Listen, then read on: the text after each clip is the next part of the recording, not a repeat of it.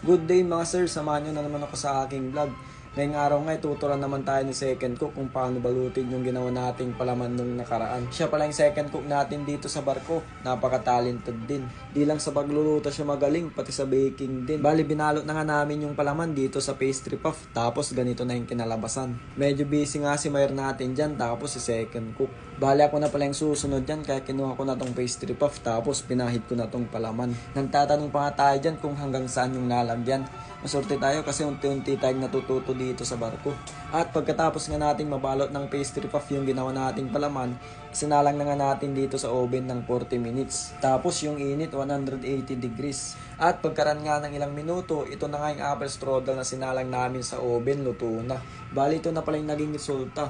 Tapos ang susunod naman namin gagawin ay plating na para sa mga officers at crew. At ito na nga yung kabuuan ng itinuro sa atin sa paggawa ng dessert. Bali, ang last na gagawin ay lalagyan ito ng toppings na icing sugar. Tapos ito na nga yung pinakahihintay natin. First bite. Thank you Lord.